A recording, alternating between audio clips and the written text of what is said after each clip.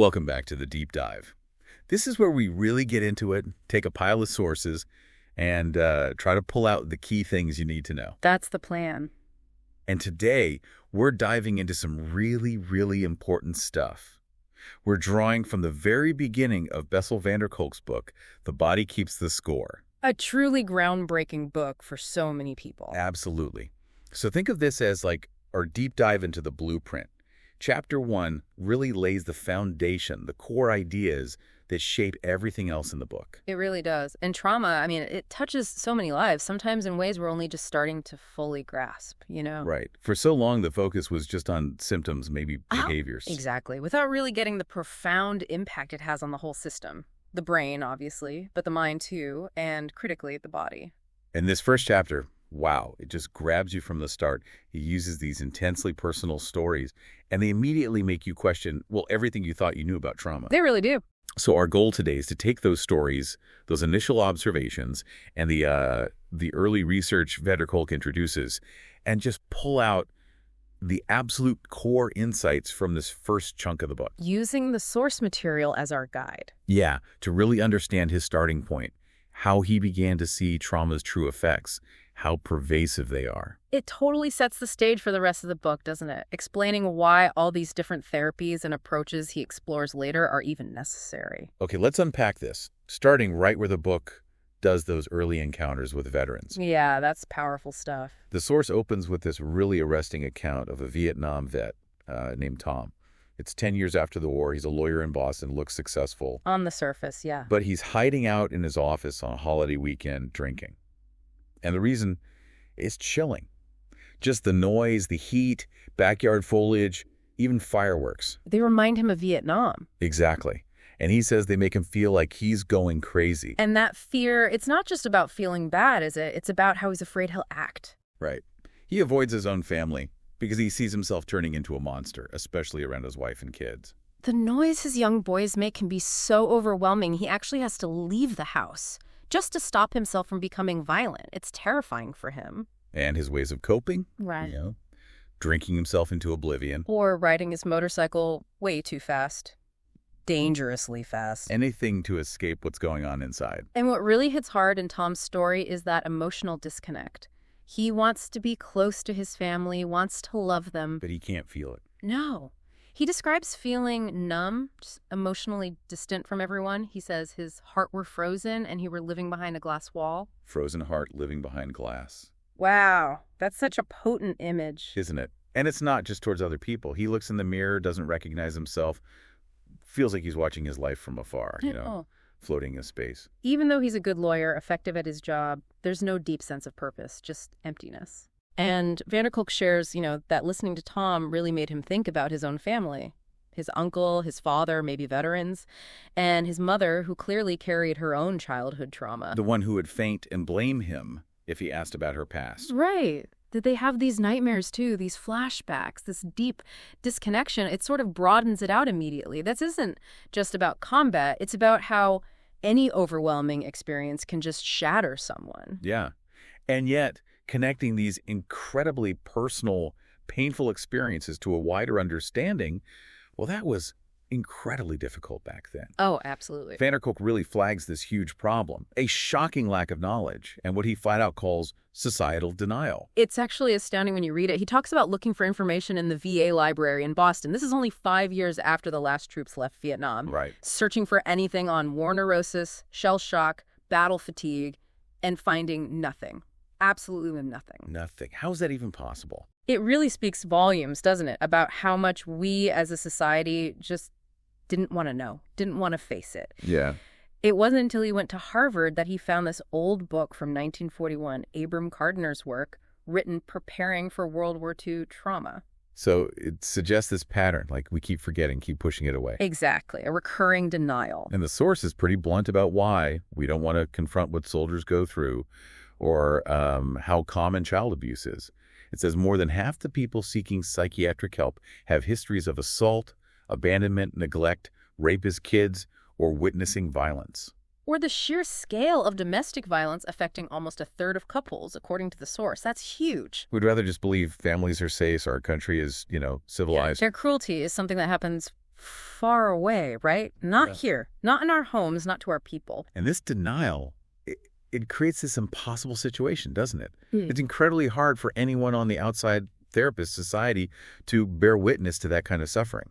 But it's equally hard, maybe even harder for the person who went through it to tolerate remembering. Yeah. The knowledge is just unbearable. So people resort to anything, drugs, alcohol, self-harm, just to block it out, to survive the memory. And Tom's story, it gets even more complicated here. Kolk mentions that for Tom, maybe the memory of what happened afterward was even worse than the ambush itself. Right. That rage after his friend died, it led to what the book calls a calamity the next day. Killing children, shooting a farmer, raping a woman in a village nearby.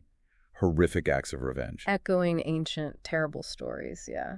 And those actions, they made it truly impossible for him to ever really go home again, not in any meaningful sense. How could he face his family, his community? He felt like a core part of him. The good and honorable and trustworthy part was just destroyed. That deep moral injury, the self-condemnation, it's often a huge unspoken part of the trauma experience. And it's clear this difficulty, this inability to confront or integrate trauma, it's not just about narrative memory, like telling the story. Kolk explores how it fundamentally messes with perception, even imagination. Yeah, those Rorschach tests he did with veterans are really fascinating, so revealing. What they show? Well, many of them would look at these abstract ink blots and just see scenes from their trauma. Battlefields, bodies, explosions, they weren't really seeing the ink blot itself. They were seeing the past overlaid on the present. Exactly. It showed this real struggle to perceive their current reality clearly without the filter of the trauma. But then others had an even, maybe more alarming reaction. Yeah, some just went completely blank. They saw nothing, or they'd just say, it's just a bunch of ink. Dismissive. So what's the takeaway from that? The insight is pretty profound, actually. It suggests that traumatized people often tend to fall into one of two camps.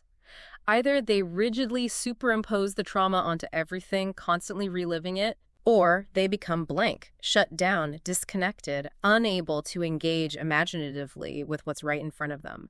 Very little in between. So trauma freezes or kills the imagination. Right.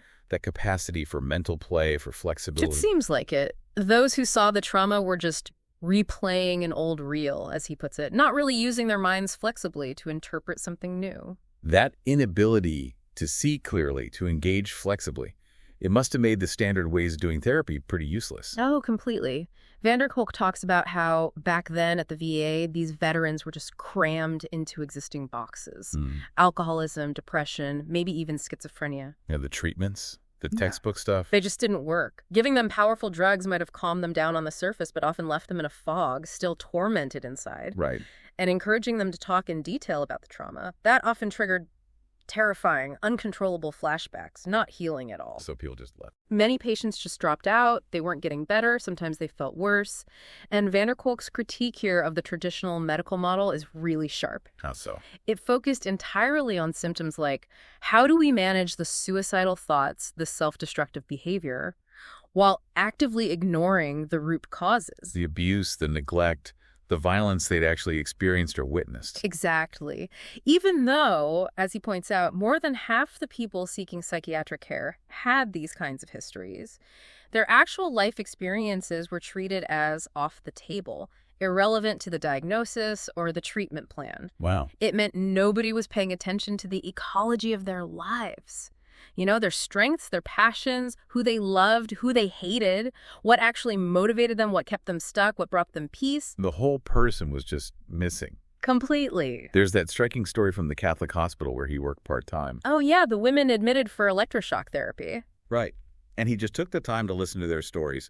Difficult marriages, troubled kids, guilt over abortions, things they'd never been asked about. And what happened? They visibly brightened up. Started questioning if they even needed the electroshock anymore. It just shows, doesn't it? Sometimes simply being seen, being heard, having your actual life experience acknowledged, that in itself is incredibly powerful. And that was totally missing. And then there's Sylvia's story. Yeah. Which is difficult but really important. Yeah. Sylvia, who was mute, refusing to eat. And it took 3 people to hold her down for forced feeding, which she later said felt much like a gang rape. Such a chilling comparison. And then in the middle of the night, she finally confessed the childhood sexual abuse that was behind it all. And that experience, her description of the forced feeding, It led van der Kolk to a really critical realization. Right. His rule for his students: be incredibly careful not to inadvertently replicate the dynamics of the original trauma through your treatments. Don't do something to a patient you wouldn't do to a friend or your own child. Simple, but profound. It highlights how deep that trauma response goes, right into the body's reaction to being overpowered, even if it's meant to be helpful.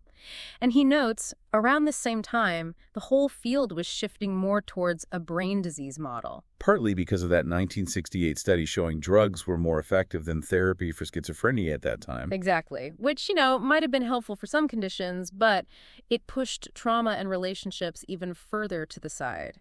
It reinforced this idea that psychological problems are mostly chemical imbalances, not rooted in life experiences. Okay, so if trauma isn't just a mental thing you can talk away or medicate away easily, what is it? Van der Kolk makes this really strong case that trauma is deeply physical.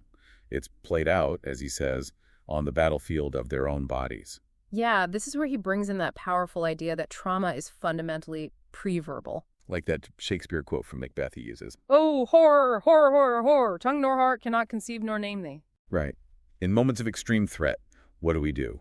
We scream, we howl, or we completely shut down, become mute, frozen, speechless. Because trauma kicks off this primal, whole body response. The oldest parts of our brain, the ones built purely for survival, they just automatically trigger these pre-programmed physical plans. Run, hide, fight, or freeze. And it happens incredibly fast, right? Before the thinking brain even catches up. Totally. The higher conscious parts of the brain get partially shut down because in that instant, thinking isn't as useful as just acting. Your body moves before you're even consciously aware of why. The brain's main job is survival. Number one job. And trauma basically hijacks all its functions.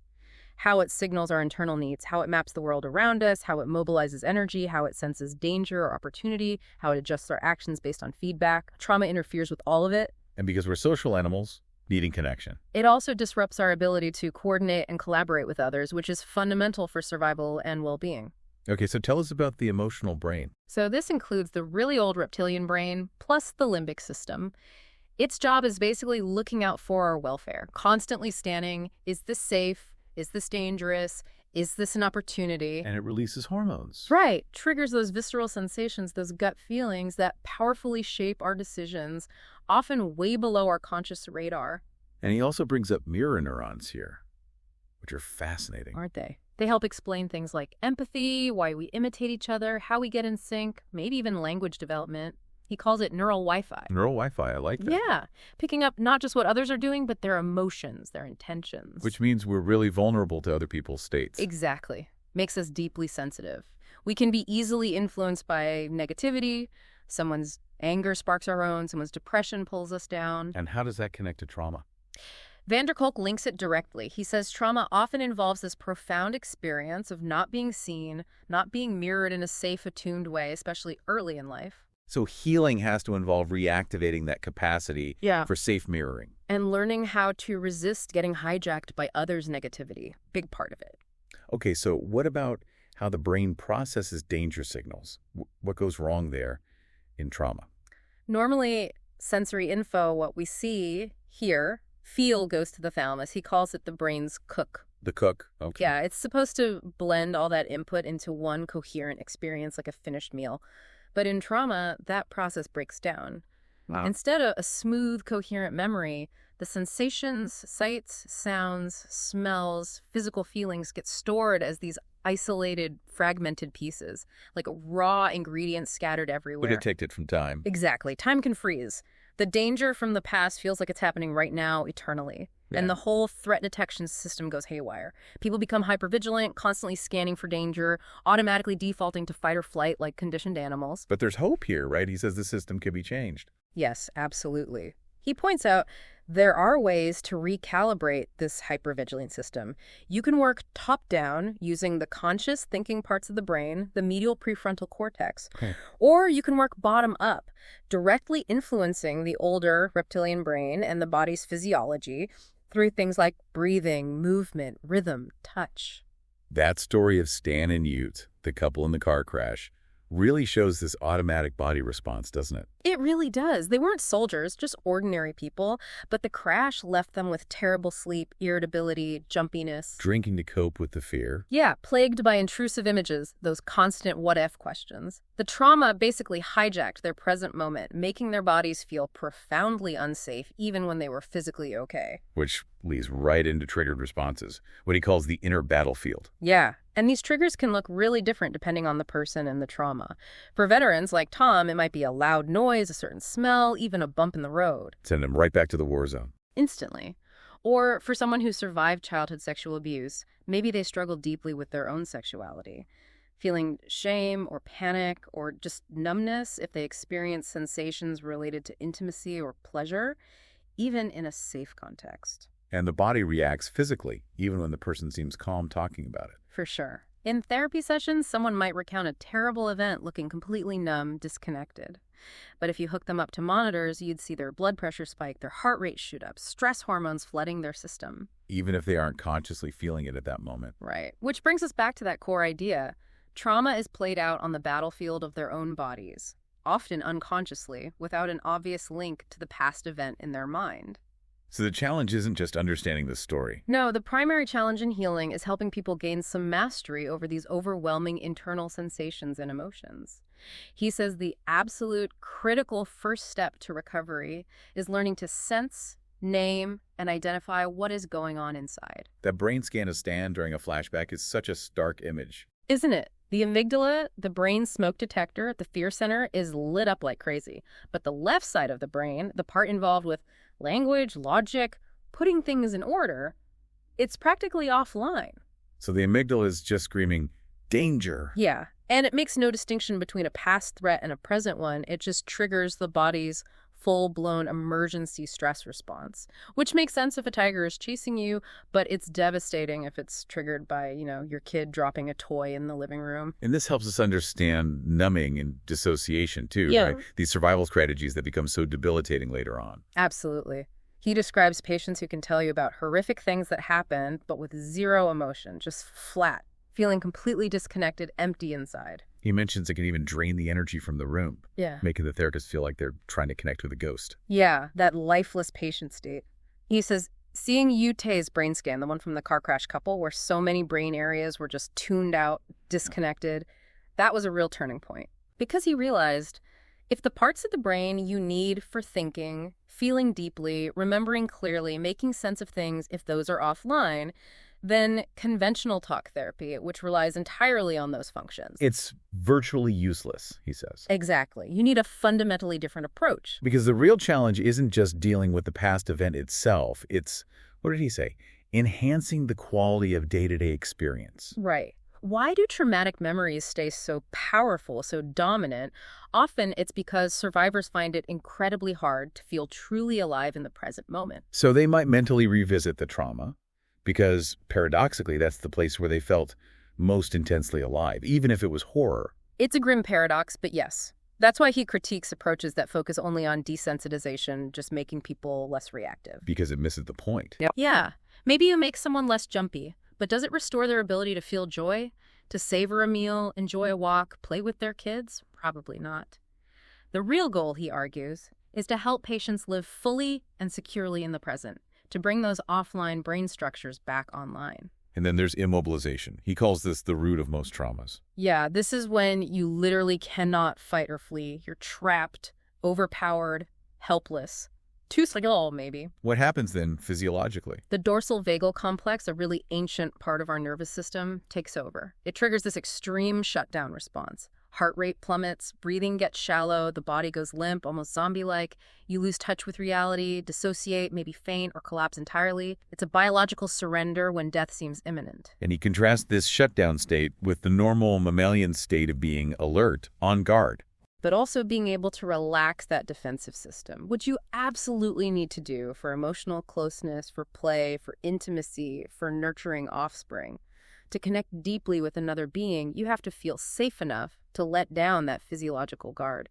Trauma makes that incredibly hard. And this profound impact on the body, it reaches right into our ability to connect body sensations with emotion and ultimately with our sense of who we are. Yeah, Sherry's story is just heartbreaking there. The woman who picked at her skin compulsively. Yes. causing actual wounds, just to get some relief from this crushing numbness she felt inside.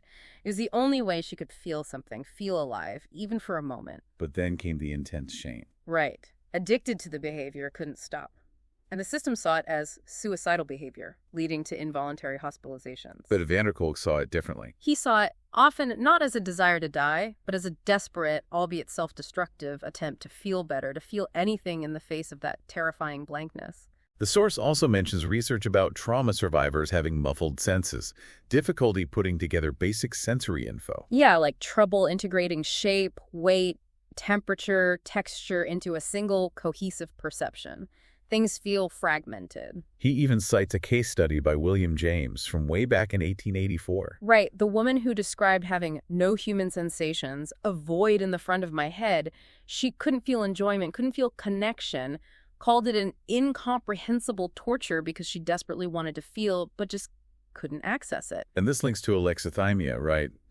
Which is common in trauma survivors. Yes, alexithymia basically difficulty identifying and describing emotions. So instead of saying, I'd be terrified if a truck was speeding at them, they might just say, I'd get out of the way. Very action-oriented, disconnected from the feeling. They register emotions as physical problems, like muscle pain or stomach issues. Often, yes. Instead of recognizing I feel anxious, they might just feel chronic back pain or irritable bowel syndrome. And many people with eating disorders, like anorexia or bulimia, also struggle intensely with describing their feelings. And research shows they often have trouble reading emotions on other people's faces, too. Yeah, which obviously makes relationships incredibly difficult. This whole disconnect from their own bodies, their own feelings, it contributes to poor self-protection, sometimes leading to re-victimization, and it makes it incredibly hard to experience pleasure, sensuality, or a deep sense of meaning in life. Wow. Okay, this seems like a good moment. Before we get into how our earliest relationships shape all of this and the huge challenges in diagnosis and treatment, just wanted to say, if you're finding this deep dive valuable, If this is resonating with you, please take a second to click that like button and maybe subscribe to the deep dive if you haven't already. it honestly really helps us keep doing these detailed explorations and reach more people. We really appreciate the support. Okay, let's keep going. Let's talk about something absolutely fundamental: the role of early relationships. Attachment theory comes in here. Right. Van der Kolk describes the study he did with a colleague, Nina, using test cards with kids. Comparing abused kids from a clinic with kids from a local school. Exactly. And the difference was just stark. The abused kids would look at ambiguous pictures, like one of a pregnant woman, and project traumatic stuff onto it, seeing penises or vaginas. And they got really agitated during the test. Yeah, excited, disorganized, often the kinds of behaviors that get kids labeled with ADHD, whereas the control group, kids from a similar tough neighborhood but without that abuse history, they saw something completely different in the same picture, like maybe a wistful mood. It just shows how profoundly trauma shapes basic perception and ramps up arousal right from childhood. Absolutely. And this ties directly into John Bowlby's work on attachment theory, which was pretty radical at the time. His idea that kids' problems weren't just fantasies. But actual responses to real experiences, neglect, brutality, being separated from their caregivers.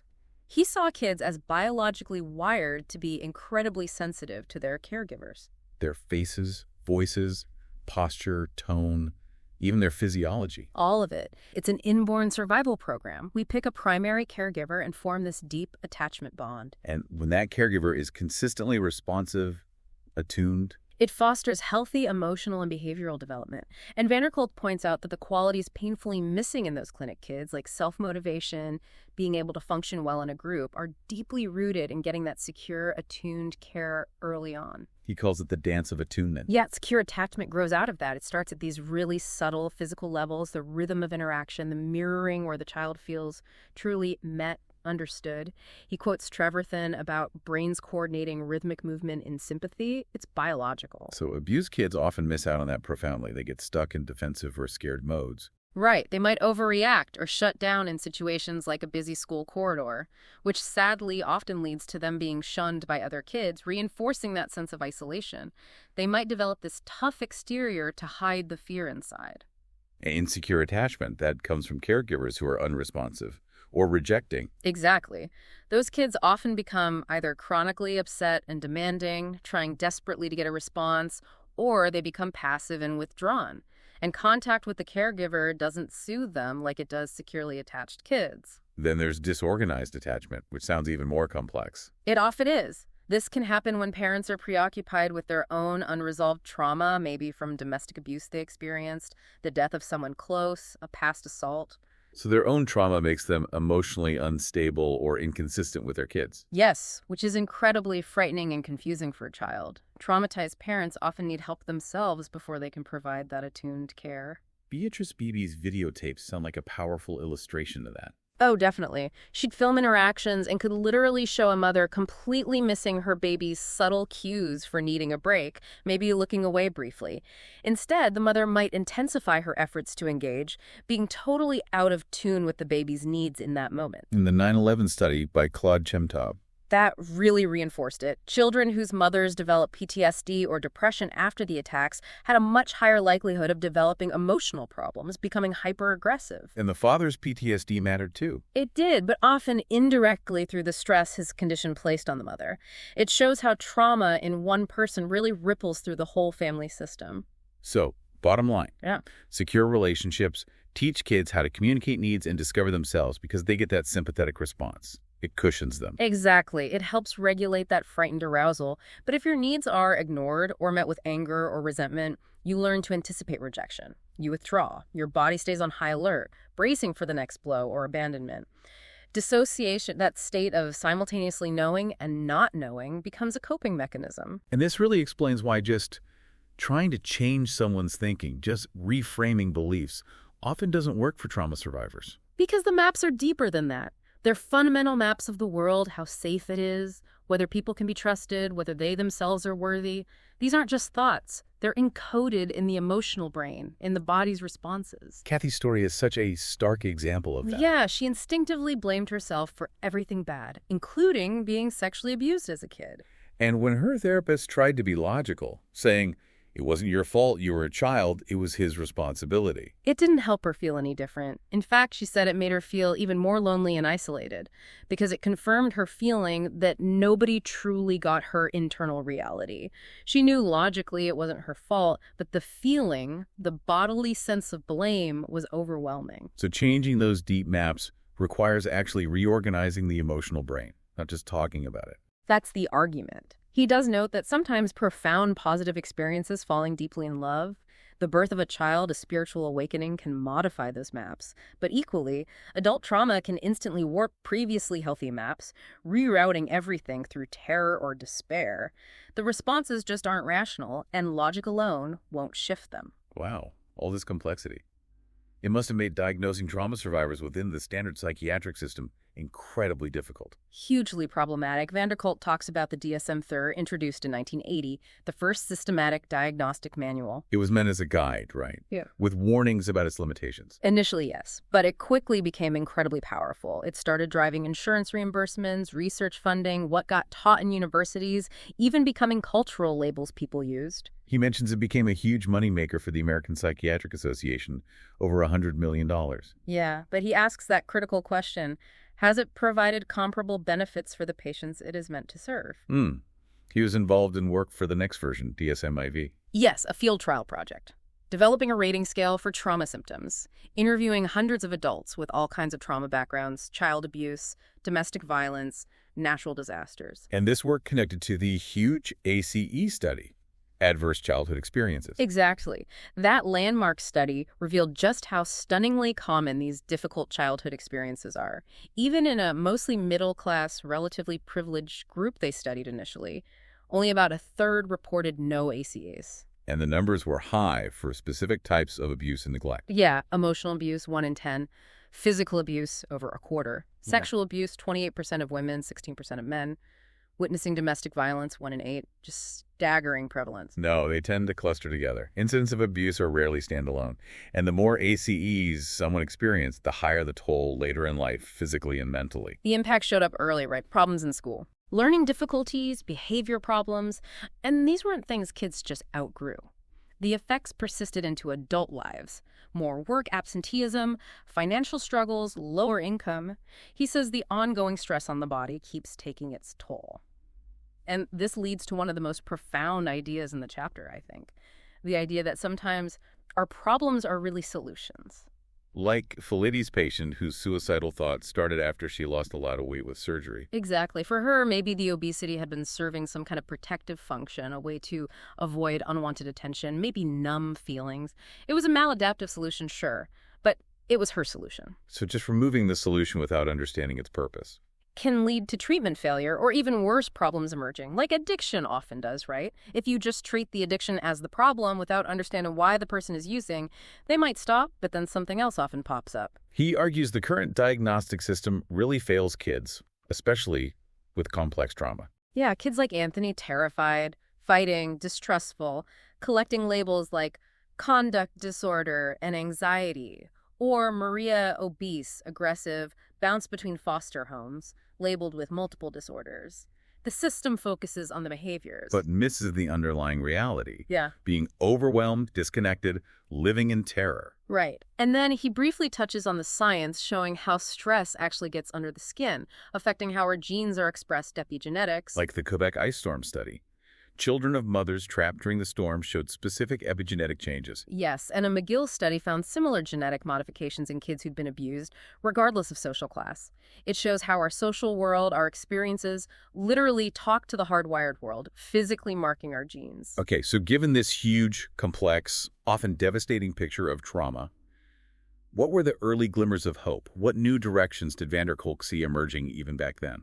Well, he mentions the rhesus monkey studies by Suomi. They showed attachment patterns very similar to humans and how important play is for social learning. And the monkeys developed distinct problem types under stress. Yeah, some became anxious, withdrawn, self-medicated with alcohol. Others became highly aggressive, got shunned, and also binge drank.